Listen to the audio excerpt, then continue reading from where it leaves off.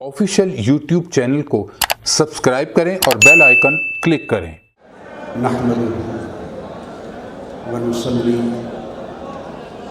व नुसल्लिमु अला सय्यदिना व मौलाना मुहम्मदिन रसूलिल नबिय्यिल अमीनिल मकीनिल हनीनिल करीमिल रऊफ़िर रहीम। अम्मा बाद फ़अऊज़ु बिल्लाहि मिनश शैतानिर रजीम। बिस्मिल्लाहिर्रहमानिर्रहीम। फ़वजदा अब्दन मिन इबादिना आतैनाहु रहमतन मिन इंदिना व अल्लमनाहु मिन लदुन्ना इल्मा। सदक़ल्लाहु मौलाना अज़ीम। मुहतरम मुकाम सदर मजलिस, मशाइख़ इज़ाम, जुमला उलमाए कराम, खानवादा हाय तसव्वुफ़ व तरीक़त के जुमला खुलफ़ा व साहिबज़ादगान, मसलक हक़ अहल सुन्नत वल जमात के जुमला उलमा, ज़ुअमा और नुमाइंदगान और गदायाने हुजूर दाता गंज बख्श और हुज़्ज़ार ज़ायरीने दरगाह क़िबला आरिफ़ान, अल्हम्दुलिल्लाह ताला सुल्तानुल औलिया बुरहानुल वासिलीन इमामुल आरिफ़ीन सैयदना दाता गंज बख्श हुजूर अली हुजवेरी रज़ियल्लाहु ताला अन्हु की उर्स मुबारक की इस तक़रीब में हम सबको हाज़री का शरफ़ और तौफ़ीक़ अल्लाह रब्बुल इज़्ज़त ने अता किया और ये एक नेमत है और सआदत है। हाज़रीन मोहतरम, मैं चंद ज़रूरी बातें सूरह कहफ़ की इस तिलावत की गई आयत करीमा के एक हिस्से की रोशनी में अर्ज़ करना चाहता हूँ और उसके बाद जो मज़मून है वो अहादीस नबवी की रोशनी में मुकम्मल करूँगा। हमारी एक निस्बत है, हमारे अक़ीदे का एक बुनियादी उनसर, बुनियादी लाज़िमा और बुनियादी रुकन है अल्लाह रब्बुल इज़्ज़त की तौहीद, हुज़ूर नबी अकरम सल्लल्लाहु अलैहि वसल्लम की नबुव्वत और रिसालत, इनके हुकूक़ की अदायगी के बाद अहले बैत अतहार, खुलफ़ाए राशिदीन और सहाबाए कराम, उनकी इज़्ज़त व एहतराम और फिर औलियाए कराम के साथ निस्बत, अक़ीदत और उनसे तवस्सुल और उनसे इक्तिसाब फैज़ का ताल्लुक़। औलियाए कराम की निस्बत में ऊपर की चारों निस्बतें जमा हो जाती। इस पर मैं कुरान और हदीस की रोशनी में कुछ ज़रूरी उमूर अर्ज़ करना चाहता हूँ और उससे तसव्वुफ़ की हकीकत भी वाज़ेह हो जाएगी। मैंने जो आया करीमा का एक हिस्सा तिलावत किया, उसका पस मंज़र ये है कि सैयदना मूसा अलैहिस्सलाम, मैं वाक़या की तफ़सील में नहीं जा रहा, मुतल्लका हिस्सा बयान करना चाहता हूँ। सैयदना मूसा अलैहिस्सलाम अल्लाह के अम्र और उसकी इजाज़त और इज़्न से हज़रत ख़िज़्र अलैहिस्सलाम की मुलाकात और उनकी तलाश में निकले। हज़रत ख़दिर अलैहिस्सलाम या हज़रत ख़िज़्र दोनों नाम हैं, अलैहिस्सलाम की तलाश में निकले। ये अल्लाह के नबी हैं, ये अल्लाह के नबी हैं और सैयदना ख़िज़्र अलैहिस्सलाम कौल मुख्तार, अहले इल्म की अक्सरियत के कौल मुख्तार के मुताबिक वली हैं। अब एक बात तवज्जो तलब है, वली अगर कोई अमल करे तो याद रख लें वो बायस खैर व बरकत वो अमल साबित होता है, मगर وہ شریعت میں حجت نہیں بنتا۔ شریعت میں حجت نبی کا عمل بنتا ہے، کیونکہ نبی کا عمل سنت نبوی ہوتی ہے اور وہ شریعت میں حجت ہوتا ہے۔ حضرت خضر علیہ السلام ایک ولی ہیں اور موسیٰ علیہ السلام جلیل القدر رسول اور نبی ہیں۔ ایک نبی ولی کی تلاش میں نکلا ہے۔ اس سے معلوم ہوا کہ ولی کی تلاش میں جانا انبیاء کی سنت ہے۔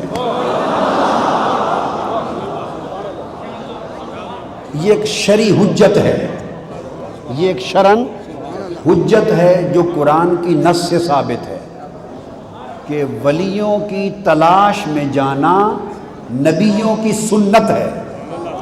اب جو شخص اس نقطے کا انکار کرے اسے نہ قرآن کی خبر ہے نہ انبیاء کی سنت کی خبر ہے۔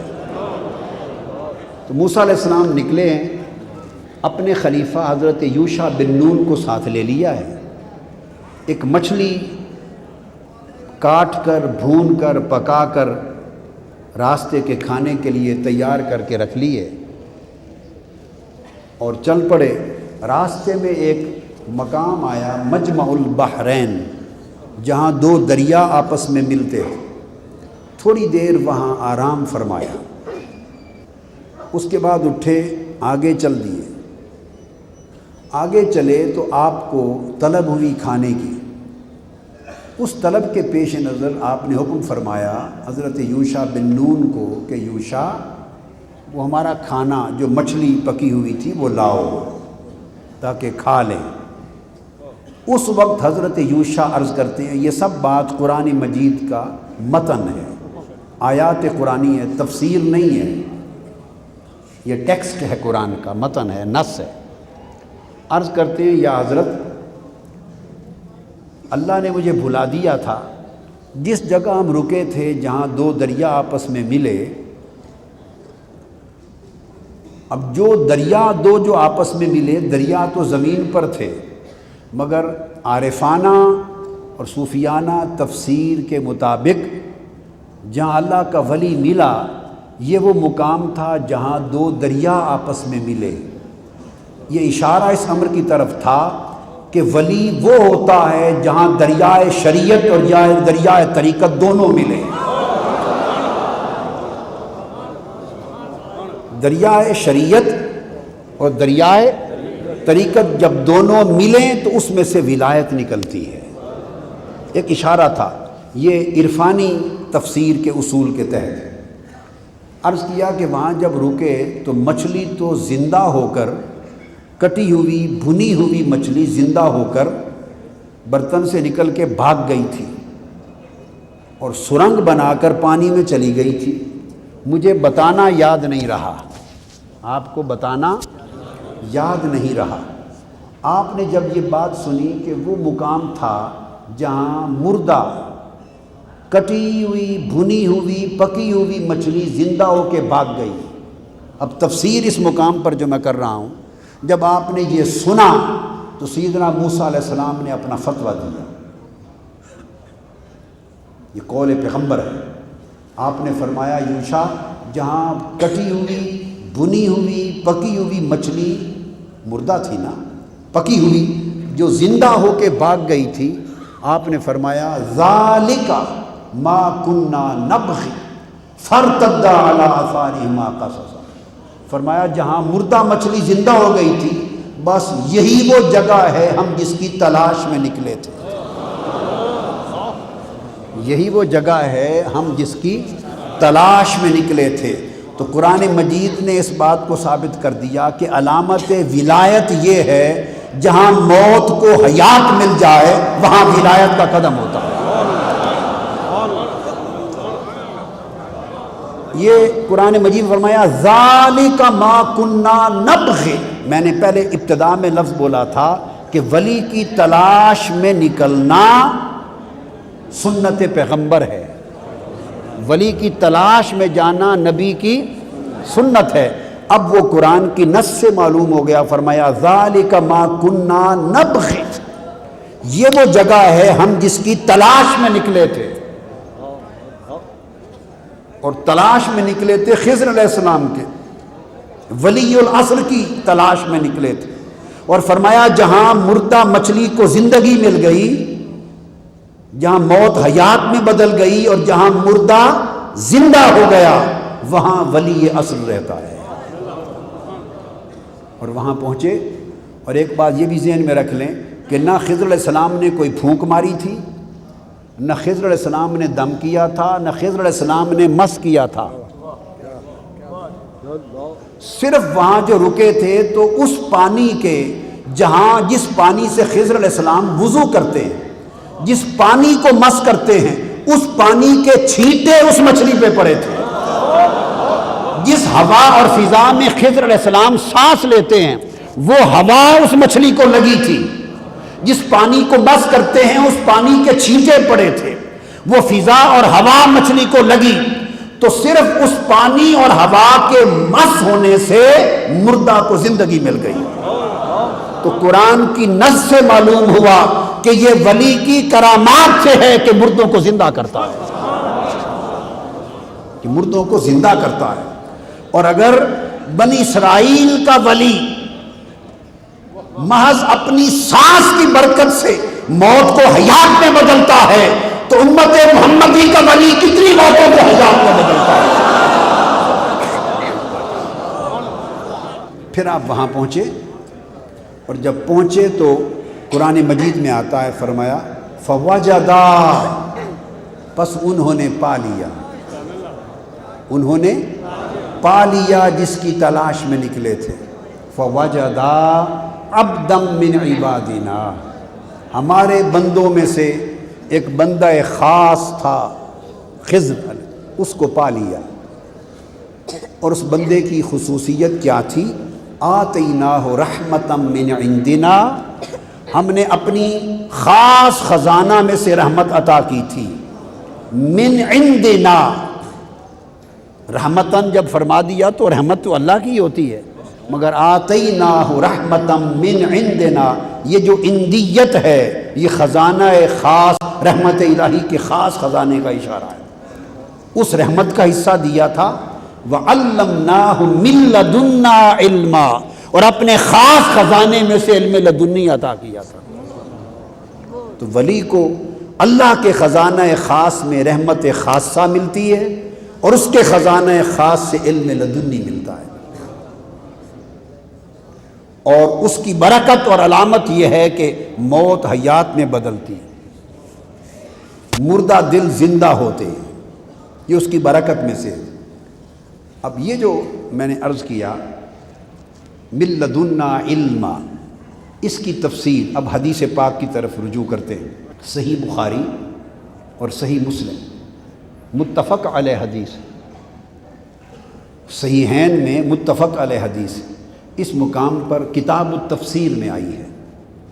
اس مقام کی تفسیر ہے جو آقا علیہ الصلوۃ والسلام نے فرمائی، اور جس کو امام بخاری اور امام مسلم دونوں نے متفقاً تخریج کی۔ آقا علیہ السلام نے فرمایا یہاں کہ خضر علیہ السلام نے حضرت موسیٰ علیہ السلام سے کہا، وہ علم لدنی لینے آئے تھے، انہوں نے کہا، اب یہ حدیث شریف، انہوں نے کہا انی اعلم من اللہ علم علمنی لا ينبغي لك ان تعلمه وانك تعلم علما من اللہ ولا ينبغي لي ان اعلمه۔ کہا ہے موسیٰ علیہ السلام، کچھ علم وہ ہے جو اللہ نے مجھے عطا کیا ہے، ضروری نہیں کہ وہ علم آپ بھی لے لیں، اور کچھ علم وہ ہے جو اللہ نے آپ کو عطا کیا ہے، اور ضروری نہیں کہ وہ علم میں بھی لے لوں۔ اس حدیث پاک میں آقا علیہ الصلوۃ والسلام نے اس امر کی تصریح کر دی کہ نبی کو جو علم بالوحی نصیب ہوتا ہے، اس کے علاوہ بھی علم لدنی کی تفسیر فرمائی ہے۔ اس علم بالوحی سے جو بذریعہ جبرائیل اللہ کی طرف سے بشکل وحی علم اترتا ہے، اس کے علاوہ بھی ایک مصدر علم ہے جو بلا واسطہ جبرائیل عطا ہوتا ہے، جو اللہ پاک بلا واسطہ اپنے خزانہ خاص سے عطا کرتا ہے۔ جو اللہ علم بذریعہ جبرائیل عطا کرے پیغمبر کو، وہ علم وحی ہے، اور جو بغیر فرشتے کے واسطے کے براہ راست عطا کرے، جس کا ظاہر اور باطن میں بھی کوئی ذریعہ نہ ہو، وہ علم لدنی ہے۔ اس سے علم لدنی، اس علم کے علاوہ اس کا اپنا وجود ثابت ہوا کہ اولیاء اللہ کو علم لدنی ہوتا ہے، اور وہ پھر انبیاء کے لیے بھی ہوتا ہے اور اولیاء کے لیے بھی ہوتا ہے، مگر علم بالوحی کے علاوہ علم لدنی مستقل ایک باب ہے، وہ خواہ نبی ہو یا نبی نہ ہو، محض ولی ہو، علم لدنی نبی اور ولی ہر ایک کے لیے عام ہے۔ اولیاء کرام کو اللہ پاک یہ خزانہ عطا کرتا ہے، یہ علم باطن کا خزانہ ہے، یہ علم باطن کا خزانہ ہے۔ حضرت حذیفہ یمانی رضی اللہ تعالیٰ عنہ روایت کرتے ہیں، اور حدیث اپنی سند میں مرفوع ہے، مرفوعاً آقا علیہ السلام سے روایت کرتے ہیں کہ آقا علیہ السلام نے فرمایا سألت جبریل عن علم الباطن فقال ما ہوا۔ حضور علیہ السلام نے فرمایا، حذیفہ یمانی رضی اللہ تعالیٰ روایت کرتے ہیں کہ میں نے جبرائیل سے پوچھا کہ اے جبرائیل، یہ علم باطن کیا ہے؟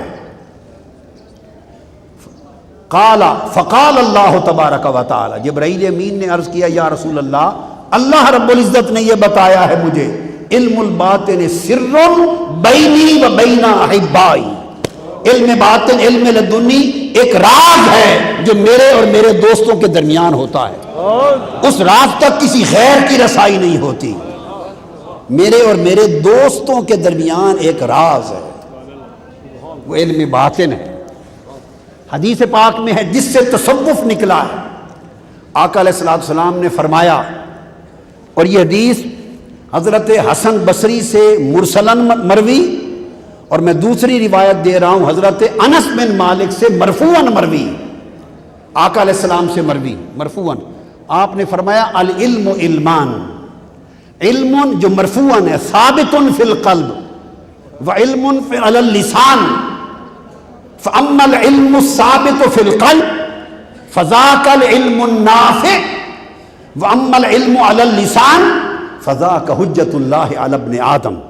آقا علیہ السلام نے فرمایا علم دو قسموں کا ہوتا ہے، ایک علم وہ ہے جو زبان سے جاری ہوتا ہے، آقا نے فرمایا جو علم زبان سے ادا ہوتا ہے، علم شریعت احکام ظاہر کا علم، وہ بنی نسل آدم پر حجت ہے، اس سے فرائض واجبات اور سنتیں ثابت ہوتی ہیں، اور وہ علم جو دل سے اجرا ہوتا ہے، وہ علم جو اس کو ساتھ لیے ہوتا ہے، وہ علم در حقیقت علم نافع ہے۔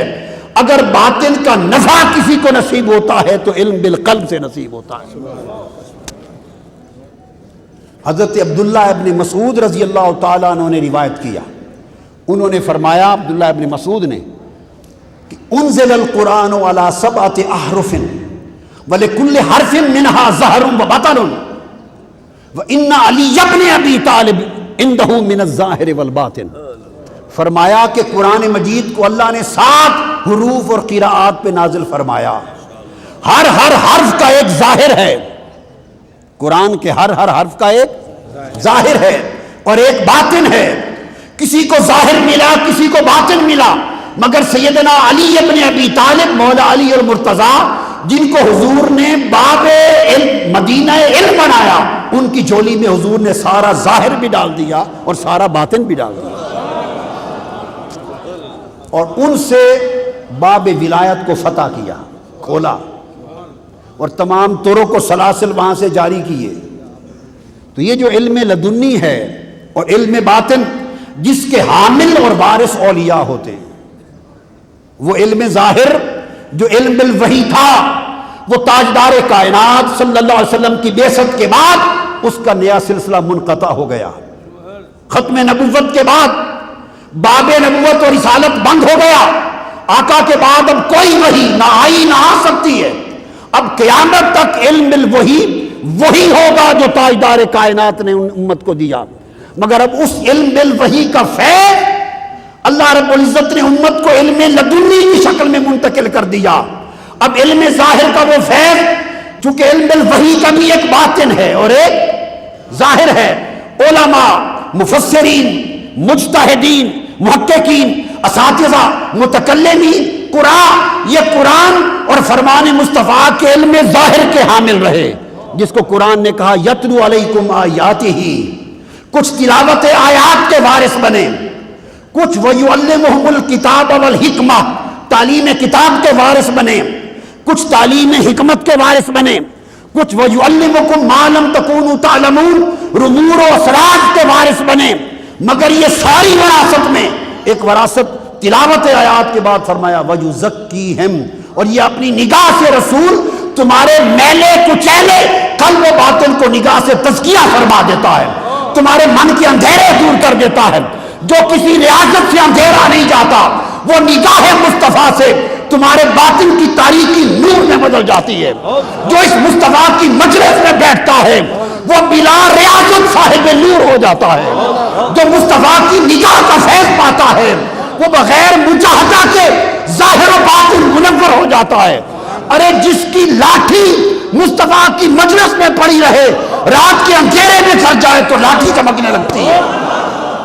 اس علم ظاہر کے ساتھ جو اس میں پوشیدہ علم باطن ہے، اس کے حامل و وارث تلاوت قرآن کے وارث قراء بنے، حفاظ بنے، تعلیم کتاب کے وارث علماء بنے، حکماء بنے، مفسرین بنے، مجتہدین بنے، ائمہ بنے، عالم بنے. تعلیم حکمت کے وارث حکماء بنے، فقہاء بنے، زعماء بنے. مگر تزکیہ کتاب اور علمکم ما لم تکونوا تعلمون، اس علم باطن کے وارث و حامل حضور داتا گنج بخش کا طبقہ بنا. حضور سیدنا داتا گنج بخش کا جو طبقہ ہے وہ بنا. لہٰذا جو شخص شریعت کو مانے، علم ظاہر کو مانے اور علم باطن اور علم تصوف کی نفی کرے، اس نے تصوف کی، اہل سنت کی، علماء کی، اولیاء کی، صوفیاء کی نفی نہیں کی، اس نے قرآن کی نفی کی ہے، اس نے علوم محمدی کی نفی کی ہے، اور اس نے فرائض پیغمبرانہ کی نفی کی ہے. یہ تزکیہ اس کا حصہ تھا. اس لیے کل ائمہ، میں آپ کو حق بتاتا ہوں، کوئی شخص علماء بڑے ہوئے مگر اس طریقے زہد، طریقے تصوف، طریقے سلوک، طریقے تزکیہ، طریقے احسان کی وادیاں عبور کیے بغیر کوئی امام نہیں بنا.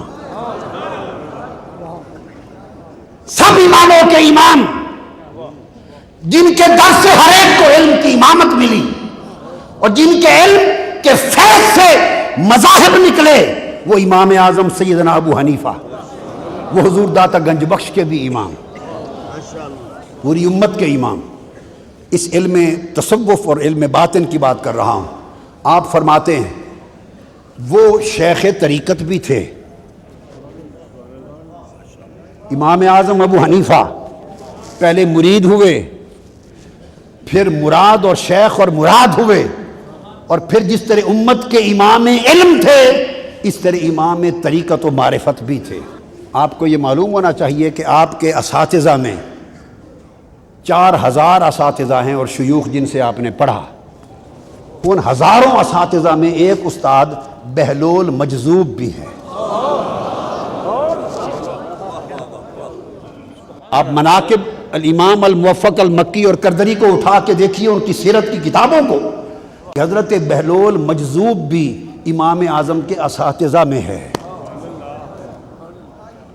ارے میں باقی نام نہیں لیتا، باقی کسی سے جس سے بھی پڑھا آپ نے حدیث پڑھی، جس سے پڑھا حدیث پڑھی، علم ظاہر پڑھا، سب کچھ پڑھا، مگر میں پوچھتا ہوں کہ بہلول مجذوب سے کیا پڑھتے تھے جا کر؟ ان سے اسانید پڑھتے تھے، ان سے علم تفقہ پڑھتے تھے، علم الاحکام پڑھتے تھے. وہ بہلول مجذوب جو دریا دجلہ کے کنارے مکان بناتا تھا. امام جعفر صادق تو ظاہر و باطن کے سب کے امام تھے نا. میں تو ایک مجذوب کی بات کرتا ہوں، وہ تو اسانید اور وہ تو کتابیں پڑھا نہیں سکتا. سیدنا امام جعفر صادق کے بھی شاگرد ہیں امام اعظم، سیدنا امام محمد الباقر کے بھی شاگرد ہیں، سیدنا امام حسن المثنی کے شاگرد ہیں، امام زید بن علی کے شاگرد ہیں، عبداللہ بن حسن بن معاذ کے شاگرد ہیں، امام حسن بن محمد الحنفیہ کے شاگرد ہیں۔ وہ تو کل اہل بیت کا خزانہ ہے، معرفت ان کے پاس ہے۔ اور پھر باقی میں اس موضوع پہ نہیں آتا، وہ میں نے پرسوں کیا ہے، آپ اس کو لے لیں۔ لیکن میں جو نقطہ سمجھانا چاہتا ہوں وہ ایک مجذوب کے بھی شاگرد ہیں۔ یہ وہ مجذوب ہے جو دریا دجلہ کے کنارے گھروندے بناتے تھے، اور ہارون الرشید نے پوچھا، اس کی بیوی نے پوچھا زبیدہ خاتون نے کتنے کا بیچتی ہو؟ فرمایا 10 درہم میں۔ 10 درہم لے کے تو مکان گرا دیا، جاؤ جنت میں مکان الاٹ ہو گیا۔ ہارون الرشید نے مذاق اڑایا بیوی کا کہ اس طرح مکان ملتے ہیں جنت میں، ایسے برباد کیے، کسی غریب کو دیے ہوتے پیسے تو کام آتے۔ اس نے کہا چلو میرے ہی پیسے تھے۔ رات کو جا کے دیکھا اس نے خواب کہ جنت میں محل ہے، اندر داخل ہونے لگا ہارون الرشید تو فرشتوں نے پکڑ لیا، وہ کتنے چلے ہیں؟ اور میری بیوی کا گھر ہے زبیدہ خاتون کا، اندر جا رہا ہوں۔ انہوں نے کہا یہ پاکستان نہیں ہے، یہ جنت ہے، جس کا گھر ہے وہی جائے گا، جس کا گھر ہے وہی جائے گا۔ تو جب کھینچا فرشتوں نے تو آنکھ کھل گئی، بیوی کو اٹھایا، کل مذاق کرتا تھا، آج کہنے لگا اسی بابے کے پاس پھر لے چلو۔ بہلول مجذوب کے پاس آئے۔ اب ہارون رشید پوچھتا ہے بابا بہلول مکان بیچتے ہو؟ بیچتا ہوں۔ کتنے کا؟ فرمایا 10,000 دینار کا۔ کہنے لگے اتنی مہنگائی، کل تو 10 درہم کا بیچا تھا، آج 10,000 دینار۔ حضرت بہلول نے فرمایا کل کے گاہک بن دیکھے لے گئے تھے، رات کے گاہک دیکھ کر آئے ہیں سودا۔ ارے یہ بہلول مجذوب جس کا سودا دیکھنے دکھانے کا ہے، پڑھنے پڑھانے کا نہیں ہے۔ امام اعظم ہر کسی سے تو پڑھے علم، بہلول مجذوب سے کیا پڑھے؟ بہلول مجذوب سے سند عشق لی، سند طریقت لی، سند معرفت لی۔ انہوں نے مرید سے مراد بنا دیا کہ پھر یہ امام اعظم شیخ ابو القاسم قشیری رسالہ قشیریہ میں لکھتے ہیں، شیخ ابو القاسم فرماتے ہیں کہ میں نے علم طریقت کہاں سے لیا؟ آپ نے سند طریقت بیان کی ہے رسالہ قشیریہ۔ اور حضرت جنید بغدادی ان جنید البغدادی ان سیدنا داؤد الطائی، اور فرماتے ہیں آخذت داؤد الطائی العلم والطریقت من الامام ابی حنیفہ، انہوں نے علم بھی اور طریقت امام اعظم ابو حنیفہ سے لی۔ تو ائمہ تصوف نے اپنی طریقت کی سند امام اعظم تک پہنچائی۔ آگے آئیے، ملا علی قاری بیان کرتے ہیں کہ امام مالک نے فرمایا، اب دوسرا امام فرمایا من تفقہ ولم یتصوف فقد تفسق ومن تصوف ولم یتفقہ فقد تزندق ومن جمع بینہما فقد تحقق۔ جس نے فقہ اور شریعت کا علم حاصل کیا مگر تصوف کا علم حاصل نہ کیا وہ زندیق ہو گیا، وہ فاسق ہو گیا، فاسق۔ اور جس نے تصوف کا علم سیکھا اور فقہ و شریعت سے بے بہرا رہا وہ ملحد و زندیق ہو گیا۔ امام مالک فرماتے ہیں حق اس کو ملا جس نے جولی میں شریعت اور فقہ بھی اور طریقت اور معرفت دونوں کے علم کو جمع کر لیا۔ تصوف یہ امام مالک کا۔ آگے چلیے، امام اجلونی کشف الخفا میں سند کے ساتھ روایت کرتے ہیں کہ امام شافعی رحمۃ اللہ علیہ نے فرمایا، تیسرے امام شافعی نے فرمایا کہ احب من دنیاکم ثلاث، میں تمہاری دنیا سے 3 چیزوں کے ساتھ محبت کرتا ہوں۔ فرمایا لوگو دنیا سے 3 چیزوں کے ساتھ مجھے محبت ہے۔ کتنی چیزوں کے ساتھ؟ 3 چیزوں کے ساتھ محبت ہے۔ فرمایا ایک تو مجھے محبت ہے العشر بالخلق بالتلطف، لوگوں کے ساتھ لطف اور محبت اور خیر کے ساتھ معاملہ کرنا، خوش خلقی کے ساتھ معاملہ کرنا۔ ایک مجھے محبت ہے لوگوں کے ساتھ بھلائی اور نیکی اور احسان کا معاملہ کرنا، اور ایک محبت ہے الاقتداء علی طریق التصوف، اہل تصوف کے طریقے کی اقتداء کرنا، مجھے اس سے محبت ہے۔ امام شافعی نے اہل تصوف کے طریق کی پیروی کرنے کو دنیا کی 3 محبوب ترین چیزوں میں شمار کیا۔ چوتھے امام احمد بن حنبل محدث حنبلی فرماتے ہیں کہ امام احمد بن حنبل نے فرمایا ما وجدت اقواما افضل من اہل التصوف من الصوفیہ، فرمایا میں نے تصوف والے صوفیاء سے بہتر دنیا میں کوئی طبقہ نہیں دیکھا جتنا اعلیٰ اور عرفہ اور افضل طبقہ صوفیاء کا دیکھا ہے۔ امام احمد بن حنبل سے مجلس میں کسی نے کہا کہ حضرت ہم یستمعون و یرقصون، حضرت آپ نے اہل تصوف کو کہا کہ افضل الاقوام ہیں، یہ سماع کرتے ہیں اور رقص کرتے ہیں۔ کسی نے کہا یہ سماع کرتے ہیں اور، تو اس سے یہ بھی پتہ چلا سائل کے اعتراض سے کہ صوفیاء کا وجد اس وقت سے ہے، آج کی بات نہیں ہے۔ اعتراض کیا کہ یستمعون و یرقصون، سماع کرتے ہیں اور رقص کرتے ہیں، تو پھر کیسے افضل ہوئے؟ قربان جائیں امام احمد بن حنبل کے جواب پر۔ انہوں نے فرمایا داہم یفرحون مع اللہ ساعتن، وہ وجد کرتے ہیں، رقص کرتے ہیں اور جو کچھ وہ کرتے ہیں، فرمایا ان کو چھوڑ دو ان کے حال پر، وہ ایک لمحہ مولا کی معیت میں خوشی مناتے ہیں۔ ہائے ہائے، فرمایا وہ ایک لمحہ اپنے یار محبوب حقیقی کی معیت جب ملتی ہے، جب وہ سنتے ہیں تو سماع اپنی تاثیر کے ساتھ ان کے قلب اور باطن میں اترتا ہے۔ اس وقت وہ واردات میں ہوتے ہیں، اس وقت وہ مشاہدات میں ہوتے ہیں، ان کا جسم فائق میں ہوتا ہے، ان کی رہائش میں ہوتی ہے۔ یہ مسافتیں طے کر کے انوار و تجلیات الہیہ اور قربت الہیہ کے سمندروں میں غوطہ زن ہوتے ہیں، حجابات اٹھتے چلے جاتے ہیں۔ اس لمحے وہ حالت جذب میں ہوتے ہیں جب تجلی نگاہ کے سامنے ہوتی ہے اور محبوب کی قربت کا احساس ہوتا ہے، تو اس وقت اپنے قابو سے نکل کر وجد کرتے ہیں، رقص کرتے ہیں۔ فرمایا اس لمحہ انہیں یار کے ساتھ خوشی کر لینے دو۔ ضمناً بات آ گئی، علماء کرام بیٹھے ہیں، اہل علم ہیں، ان کے کام نکتہ آ جائے گا، عرض کر دوں۔ یہ جو صوفیاء کا تصوف اور تصوف کے سب طرق ہیں، اور وہ طرق ہیں، ان میں کوئی سماع بھی ہے، اس میں کوئی وجد بھی ہے، کوئی نہیں بھی ہے، تو ذکر میں بھی وجد ہے۔ یہ جو فرمایا الذین یذکرون اللہ قیاما وقعودا وعلی جنوبہم، کہ مولا کے بندے وہ ہیں جو ذکر کرتے ہیں حالت قیام میں بھی، کھڑے بھی ذکر کرتے ہیں، بیٹھے بھی ذکر کرتے ہیں، وعلی جنوبہم، اور اپنے پہلوؤں پر بھی ذکر کرتے ہیں۔ کبھی ذکر میں کھڑے ہوتے ہیں، کبھی بیٹھتے ہیں، کبھی پہلوؤں کے بل لوٹتے ہیں، ہر پہلو میں خدا کا ذکر کرتے ہیں۔ اس لیے کہ جو لوگ اس کی یاد میں ذکر میں پاتے ہیں، اور وجد کا معنی ہے پا لینا۔ تو بات آ گئی، میلاد پاک آ رہا ہے، داتا صاحب، حضور داتا صاحب کا عرس حضور کے میلاد کی آمد کا ڈنکا بجاتا ہے، نکارہ بجاتا ہے۔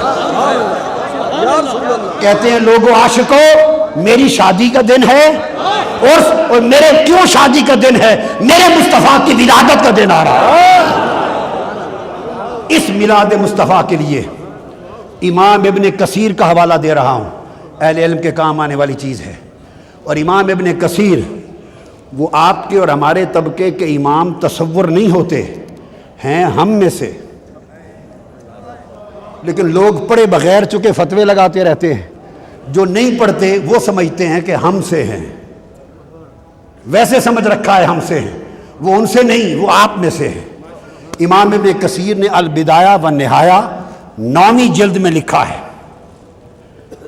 سلطان صلاح الدین ایوبی اس کے بہنوئی، سلطان صلاح الدین ایوبی کے وہ جو ہیرو ہیں بیت المقدس کی فتوحات کے، صلیبی جنگوں کے، اور جس کے نام پہ امت مسلمہ فخر کرتی ہے، اس خاندان کا طریقہ حضور کے میلاد منانے کا۔ سلطان صلاح الدین ایوبی کے بہنوئی شاہ ابو سعید المظفر وہ میلاد مناتے تھے۔ جب میلاد مناتے 5000 بکرے کرتے، 10,000 مرغیاں کرتے، ہزاروں لاکھوں لوگ اور صوفیاء آتے۔ امام ابن کثیر نے لکھا ہے کہ حضور کے میلاد کے دن لکھا ہے کہ انہوں نے فرمایا کہ وَيَفْعَلُ سِمَاعًا لِلصُّوفِيَّةِ مِنَ الظُّهْرِ إِلَى الْفَجْرِ وَيَرْكَفُ بِنَفْسِهِ مَعَهُمْ۔ یہ امام ابن کثیر نے لکھا ہے، اور لکھ کے اس کے بعد کوئی ناک نہیں چڑھایا، طنز نہیں کی، تنقید نہیں کی، رد نہیں کیا، یہ نہیں کہا کہ لغو عمل ہے یہ میں رد کرتا ہوں، نہ، لکھا ہے کہ وہ حضور کے میلاد کے دن اتنی خوشی مناتا کہ لاکھوں لوگ علماء، مشائخ اور صوفیاء آتے، اور حضور کے میلاد کی تقریبات میں، میلاد کی تقریبات میں ایک تقریب محفل سما بھی ہوتی تھی۔ بیان کرنے والے امام ابن کثیر ہیں۔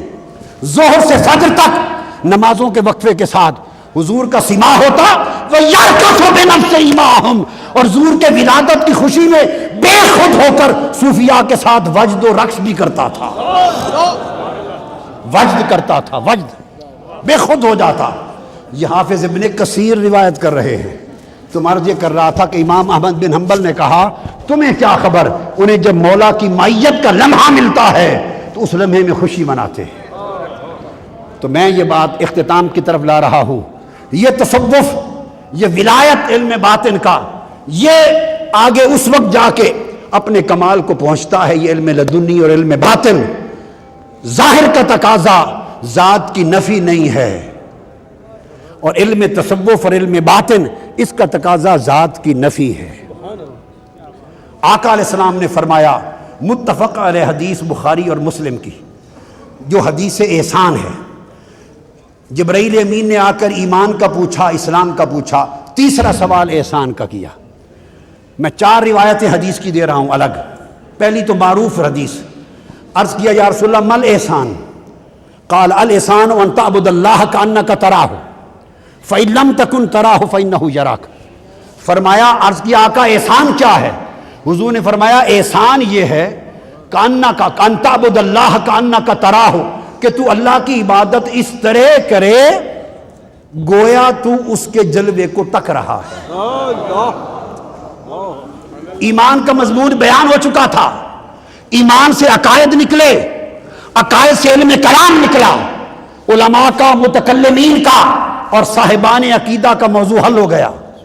پھر پوچھا مل اسلام؟ حضور نے اعمال اور ارکان اسلام بیان کیے، ان سے احکام نکلے، احکام سے فقہ نکلی، تو احکام، شریعت اور فقہ اس کا مضمون اسلام کے تحت بیان ہو گیا۔ عقائد اسلامیہ کا مضمون ایمان کے تحت بیان ہو گیا۔ اگر عقائد اور اعمال ان مضامین کے مکمل ہونے پر دین مکمل ہو جاتا تو جبرائیل امین تیسرا سوال نہ کرتے ہیں۔ عقائد بھی ہو گئے، اعمال بھی ہو گئے، یا کر دیا تو حضور فرماتے باقی کیا رہ گیا، دین مکمل ہے۔ نہیں، پوچھا حضور کوئی تیسری چیز ہے احسان، وہ کیا ہے؟ فرمایا عقیدہ وہ دل کی تصدیق کے ساتھ کچھ زبان کا اقرار ہے کچھ حقیقتوں کا۔ اسلام ان حقیقتوں کو عملی جامہ پہنا کر اپنی زندگی کو دین پر عملاً ڈھال لینے کا نام ہے۔ اور احسان، فرمایا احسان نہ عقیدہ ہے نہ عمل، احسان قلب اور باطن پہ وارد ہونے والی کیفیتوں کا نام ہے، اور تصور اور تخیل کا نام ہے۔ آپ تصور شیخ کرتے ہیں، پوچھتے ہیں تصور کہاں سے نکل آیا؟ تصور متفق علیہ حدیث سے نکل آیا۔ فرمایا اللہ کی عبادت یوں کرو کأنک تراہ، تمہارا تصور یہ ہو کہ گویا اس کو دیکھ رہے ہو۔ اگر گویا نہ فرماتے تو اصل دیکھنا ہوتا، اور کأنک گویا، گویا کہہ کے فرما دیا تصور کرو کہ خدا کو دیکھ رہے ہو۔ تو تصوف کا سارا سبق تصور سے شروع ہوتا ہے۔ تو فرمایا کہ اس طرح تصور کرے کہ اس کو دیکھ رہے ہو۔ اور آگے فَإِن لَمْ تَكُنْ تَرَاهُ فَإِنَّهُ يَرَاكَ، ایک تفسیر تو محدثانہ ہے جو آپ ہمہ وقت سن چکے علماء سے، ایک تفسیر اس کی عارفانہ ہے، اور عارفانہ تفسیر بھی امام قسطلانی اور امام عسقلانی جیسے محدثین نے روایت کی ہے، یہ نہیں کہ ہم نے گھڑ لی، ائمہ حدیث نے بیان کی۔ فرمایا دوسری تفسیر، فرمایا آقا نے یہ ہے اِن لَمْ تَكُنْ، اس طرح عبادت کرو کہ گویا اللہ کو دیکھ رہے ہو۔ فَإِن لَمْ تَكُنْ، اگر تم اللہ کو نہ دیکھ سکو تو یوں خیال کرو کہ وہ تمہیں دیکھ رہا ہے۔ یہ تو علمی تفسیر ہے، یہ محدثانہ تفسیر۔ اب ایک عارفانہ تفسیر ہے صوفیاء کی، وہ امام عسقلانی بیان کرتے ہیں، فرماتے ہیں اس میں جو کانا آیا ہے لم تکن، کانا یکون، یہ تامہ بھی ہوتا ہے، ناقصہ بھی ہوتا ہے۔ اگر یہ ناقصہ ہو تو پھر تو مکمل ہوتا ہے جملہ جا کر فَإِن لَمْ تَكُنْ تَرَاهُ پر، کہ تم اگر اسے نہ دیکھ سکو تو فَإِنَّهُ يَرَاكَ، تب یہ سمجھو کہ وہ تمہیں دیکھ رہا ہے۔ اگر یہ معنی لیں تو کانا تامہ نہیں ناقصہ ہے. کانا یکون ناقصہ کا معنی یہ ہے تم اگر اسے نہ دیکھ سکو. امام اسقلانی فرماتے ہیں شارح بخاری کہ کانا کاملہ اور تامہ بھی ہوتا ہے. اگر کانا کو کاملہ لے لیں تامہ لے لیں ناقصہ نہ لیں تو فَإِن لَمْ تَكُن پر جملہ مکمل ہو جاتا ہے. فَإِن لَمْ تَكُن پر شرط و صلہ کا جملہ مکمل ہے. فرماتے ہیں اگر کانا، اور جب صوفیاء کی بات ہوتی ہے تو یہ ناقص کو کامل بنانے والے ہیں. ناقص آرا پیر کامل کامل آرا رہنما، یہ تو ناقص کو تمام بناتے ہیں، کامل بناتے ہیں. جب کاملوں کا ترجمہ کرتے ہیں، کاملوں کا جو تمام ہیں، تاموں اور کاملوں کا ترجمہ یہ ہے کہ اگر اللہ کو نہ دیکھ سکو، فرمایا کہ کس طرح دیکھو گے؟ فرمایا اِن لَمْ تَكُن، اگر خود نہ رہو. سوال ہے، آقا نے فرمایا یوں عبادت کرو گویا اللہ کو دیکھ رہے ہو. اب کامل لوگ یہ ترجمہ کرتے ہیں کہ باری تعالیٰ کی بارگاہ میں التجا، آقا کیسے دیکھ سکے اللہ کو؟ اس کا جواب مولا آقا نے دیا ہے اِن لَمْ تَكُن، اگر رب کو دیکھنا ہے تو طریقہ یہ ہے کہ خود رہو گے تو وہ دکھائی نہ دے گا. کاملوں کے ترجمے میں جب کانا تامہ لیتے ہیں تو اس کا معنی ہے فَإِن لَمْ تَكُن، اگر تم خود نہ رہو تراہو، پھر اللہ کو دیکھ لو گے. تو اس کا ہونا اسے مولا کے ہونے کی بارگاہ تک پہنچنے نہیں دیتا. فَإِن لَمْ تَكُن، جب اپنے نفس اور ذات کی نفی کرتے اور خودی کا فنا کرتے تو وادی بقا میں داخل ہو کے حجابات اٹھتے ہیں. تو جب وہ خود نہیں رہتا، یہ بندہ صوفی اور اولیاء بندے کی اپنی خودی کی نفی کروا کے واصل باللہ کرتے ہیں. یہ حدیث سیدنا عمر فاروق سے مروی اور ابو ہریرہ سے مروی. یہی حدیث حضرت انس بن مالک سے ایک اور روایت اور سند کے ساتھ ہے. حضرت انس بن مالک نے دوسری سند سے روایت کیا. آپ نے فرمایا کہ آقا علیہ السلام نے فرمایا ان تعمل للہ کأنک تراہ، وہاں فرمایا کہ عبادت یوں کر گویا اسے دیکھ رہا ہے. انس بن مالک رضی اللہ تعالیٰ عنہ کی سند سے روایت میں فرمایا آقا نے اپنا ہر عمل یوں کر، اپنا ہر عمل یوں کر، صرف عبادت نہیں، ہر عمل یوں کر گویا تو اسے دیکھ رہا ہے. تیسری سند حضرت ابو ذر غفاری رضی اللہ تعالیٰ عنہ، ان سے مروی حدیث ایک اور سند کے ساتھ، انہوں نے فرمایا اوصانی خلیلی صلی اللہ علیہ وآلہ وسلم ان اخش اللہ کانی اراہ، عرض فرمایا کہ مجھے میرے دوست میرے محبوب مصطفیٰ صلی اللہ علیہ وسلم نے یہ حکم دیا کہ ابو ذر تو اللہ کی خشیت اتنی پیدا کر کہ تیری کیفیت یہ ہو کہ تو اس کو دیکھ رہا ہے. اور چوتھی سند حضرت زید بن ارقم کی، وہ اپنی سند سے روایت کرتے ہیں آقا نے فرمایا کن الاحسان کیا ہے؟ کن کأنک تراہ. پہلے فرمایا عبادت یوں کر گویا اسے دیکھ رہا ہے. پھر فرمایا ہر عمل ایسا کر دے، ہر عمل ایسا کر دے کہ اپنے آپ کو خیر سمجھ کے نکال لے. تیرا کوئی عمل نہ اپنی بادشاہت کے لیے ہو، نہ اپنی خودی کے لیے ہو، نہ اپنی عزت کے لیے ہو، نہ اپنی پیشوائی اور رہبری منوانے کے لیے ہو، نہ دنیا سے عزت پانے کے لیے ہو، نہ سلام لینے کے لیے ہو. نہیں، اس طرح عمل کر صرف اللہ کے لیے ہو کہ وہ تجھے دیکھ رہا ہے. پھر فرمایا ہر وقت ایسی خشیت پیدا کر کہ وہ اللہ تجھے دیکھ رہا ہے. اور آخری بات زید بن ارقم نے فرمایا، سند سے حضور نے فرمایا کن کأنک تراہ، بندے تو سراپا ایسا ہو جا کہ گویا تو اس کو دیکھ رہا ہے. یہ صوفیاء اولیاء ان کا سراپا ظاہر و باطن کا کل ایسا ہو جاتا ہے، ان کا ظاہر، ان کا باطن، ان کا اٹھنا بیٹھنا کلام، ہر لمحہ یہ سارے کے سارے ایسے ہو جاتے ہیں یوں لگتے ہیں کہ اپنے مولا کو تک رہے ہیں، اس کی نگاہ میں ہیں. جب یہ اپنے آپ کی نفی کر دیتے ہیں، اپنے آپ کی نفی کر دیتے ہیں تو پھر اس کی نگاہ میں رہتے ہیں. یہ مقام فنا کی وادی عبور کر کے بقا کو جاتے ہیں. حضرت خواجہ باقی باللہ رحمۃ اللہ علیہ، ان سے کسی مرید نے پوچھا حضور فنا اور بقا کیا ہے؟ فرمایا کہ جو میرا جنازہ پڑھانے آئے گا یہ مسئلہ اس سے پوچھ لینا. جب آپ کے جنازے کا وقت آیا آپ نے وصیت فرما دی میرا جنازہ وہ پڑھائے پوری عمر جس کی ایک رات کی تہجد قضا نہ ہوئی ہو. سب لوگ نگاہ اور سر جھکا کے کھڑے تھے, کسی کو جرت نہیں ہو رہی تھی مصلی پر بڑھے. ایک نقاب پوش اہل اللہ آگے بڑھے, نماز مصلی پر کھڑے ہوئے نماز پڑھائی. رخصت ہونے لگے تو مرید دوڑا, دامن میں لپٹ کے کہنے لگا حضرت میرے شیخ نے فرمایا تھا جو میرا جنازہ پڑھائے اس سے فنا بقا کا مسئلہ پوچھ لینا, یہ تو بتا جائیں کہ فنا بقا کیا ہے. آپ نے چہرے سے نقاب الٹا تو خواجہ باقی باللہ خود تھے. فرمایا وہ جس کا جنازہ پڑھا ہے وہ فنا ہے, جو پڑھا کے جا رہا ہے یہ بقا ہے. دوستان محترم, بات ختم کر رہا ہوں حضور داتا گنج بخش سیدنا علی حجویری کی بات پر. جب انسان اپنی ذات کی نفی کرتا ہے تو ارے جو فنا ہونے والا تھا اس کی تو نفی ہو گئی, جو فانی تھا اس کی تو نفی ہو گئی, اب جو بچا وہی باقی ہے, جو بچا وہی باقی ہے. پھر ساری مخلوق اس کے تابع ہو جاتی ہے. جب بندہ فانی نہیں رہتا تو ساری مخلوق جو فانی اس کے تابع ہو جاتی ہے, وہ راج کرتا ہے. 900 سال گزر گئے, بڑے لوگ مرے, اور ان وفات پانے والوں کو مردہ کہنے والے, جو مرتا ہے مردہ ہو جاتا ہے, مگر 900 سال سے یہ مردہ نہ ہوئے. ہزاروں موتیں ان کی حیات کے قدموں میں قربان ہو گئیں. وجہ یہ ہے کہ انہوں نے زندگی میں فنا کو فنا کر دیا تھا. حضور داتا گنج بخش سیدنا علی حجویری رضی اللہ تعالیٰ عنہ فرماتے ہیں کشف المحجوب میں, حضرت شیخ ابو اسحاق ابراہیم کا واقعہ. شیخ ابو اسحاق ابراہیم روایت کرتے ہیں کہ میں اپنے اوائل احوال میں روحانی ترقی کے سفر کے شروع کے زمانے میں حضرت شیخ مسلم المغربی کی زیارت کے لیے گیا. مغرب میں شیخ مسلم المغربی کی زیارت کے لیے.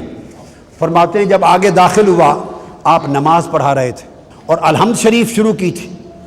وہ چونکہ مغرب کے رہنے والے تھے, مغرب کے لوگ پرانے بربر تھے, یہ عرب سے تھے. تو فرماتے ہیں جب میں نے سنا قرات کو, لہجے کو, تجوید کو, مخارج کو, تو میں نے دیکھا کہ غلط پڑھ رہے ہیں عربی مخارج کے اعتبار سے. تو میری طبیعت میں کوفت ہوئی کہ لمبا سفر طے کر کے اس کی شہرت سن کے آیا, سفر اور محنت برباد گئی. میں وہیں سے ہٹ گیا. شیخ مسلم مغربی کہتے ہیں کمرے میں چلا گیا. میں پھر دریائے فرات کے کنارے گیا صبح کی نماز کے لیے وضو کرنے. جب وضو کر کے پلٹا تو شیر ایک سو رہا تھا, وہ میری آہٹ سن کے جاگ پڑا. اتنے میں دوسرا شیر جاگ پڑا. 2 شیر کھنگارتے ہوئے میرے پیچھے ہو لیے. دوڑ کے میں حضرت شیخ ابو اسحاق ابراہیم فرماتے ہیں کہ شیخ مسلم مغربی کے حجرے کے سامنے آ کے پناہ لی. شیروں کا شور سن کر اور میری آہوزاری سن کے آپ باہر نکلے. جب دیکھا کہ شیر منہ پھاڑ کے کھڑے ہیں آپ مسکرا پڑے. آگے بڑھ کے شیروں نے آپ کو دیکھا تو وہ سر جھکا کے کھڑے ہو گئے, سر جھکا کے. اور آپ آگے بڑھے, دونوں شیروں کے کانوں سے پکڑ لیا اور کان مروڑ کر ایک تھپڑ مارا اور کہا اللہ کے کتو, تمہیں کہا نہیں میرے مہمانوں کو تنگ نہ کیا کرو.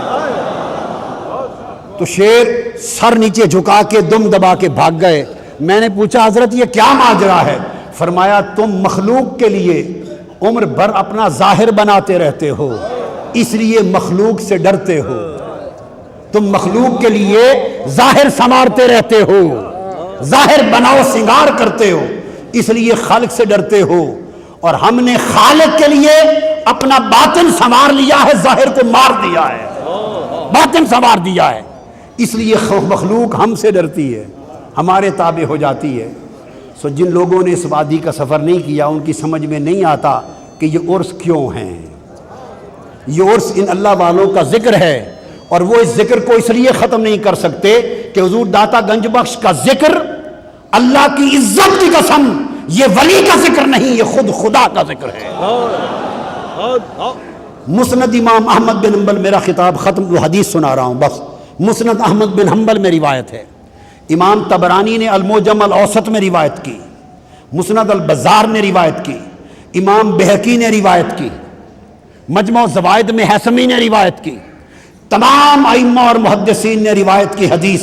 آقا علیہ السلام نے فرمایا ان اولیائی من عبادی واحبائی من خلقی الذین یذکرون بذکری واذکر بذکرہم فرمایا میرے بندوں میں میرے اولیاء ہوتے ہیں اور میری مخلوق میں میرے احبہ محبوب ہوتے ہیں.